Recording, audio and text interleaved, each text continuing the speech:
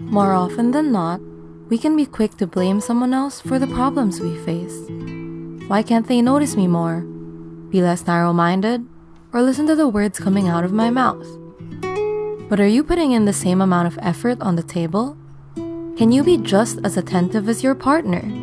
The thing about relationships is you don't just learn how to love someone. It's also an experience that teaches you how to be a better person. But if you're not in the right mindset, sometimes it's worth postponing and working on yourself first. Here are 5 signs you cannot handle a relationship.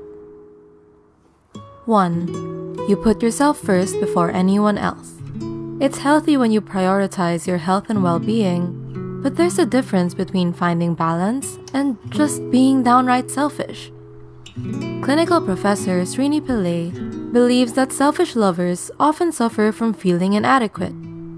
When they show love to someone, even if it's just a little, they start to worry that it'll all be gone in no time. Selfish lovers are deeply troubled because they aren't self-connected. If you take more than you give to your partner, Pillai says it's important to confront your own pain and recognize the areas you need to develop in. He also states that it's helpful to focus your energy on hobbies that make you feel more self-connected, like running, journaling, or meditating. 2. You're prideful and you think you're always right. It's important for both partners to feel heard and understood in a relationship, but factors such as pride can get in the way of that. At the end of the day, is it really worth being right if you're going to lose someone you love? Another reason why some people are commonly reluctant to apologize is because they fear the other person won't take responsibility for their part in the conflict. But when you sincerely apologize first, it lets your partner know that you're not proud of what you did and will take better measures next time instead of repeating the same mistakes. It's important not to emphasize on who was right or wrong, but rather focus on what the two of you can do to prevent any mishaps from occurring in the future. 3. You always depend on your partner to make you happy.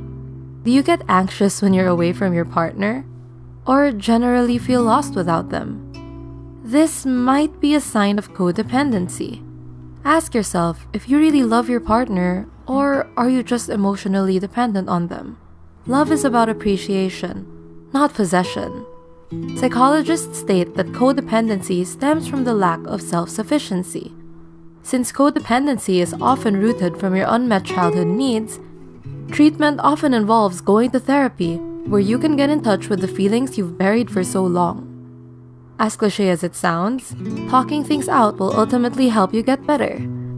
Once you confront those deep-rooted insecurities, it also allows you a chance to express them to your partner. That way, the two of you can create a plan that helps your relationship move forward. 4. You expect people to read your mind. Communication is an essential part of making relationships work. If you're passive-aggressive and choose not to tell your partner what's upsetting you in fear of creating conflict or to test if they care about you, is it really fair to be mad at the other person when they don't even have a clue? To strengthen your communication skills, avoid attaching blame when you make your I statements. For instance, instead of saying, "I'm upset because you never help me with the chores," you can say, "I'm upset and would appreciate it if you can help me with the chores." That way, you can still let them know what you want without pointing fingers, which can often cause your partner to become defensive. 5. You have commitment issues. Commitment phobia, otherwise known as relationship anxiety, is when you have a fear of relationships.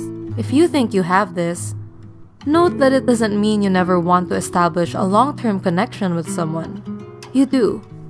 But your anxieties are getting in the way. Many past events could have caused this, such as witnessing your parents getting a divorce or having an unhealthy romantic relationship. As a result, you might hesitate being vulnerable, scared that the other person will either leave or disappoint you. If this is an ongoing issue, it's best to visit a therapist and get insight on how to manage this phobia while learning techniques that help you practice vulnerability. What are some dating struggles you're going through right now? Let us know and leave a comment down below. Be sure to also subscribe for more helpful content. Thanks for watching!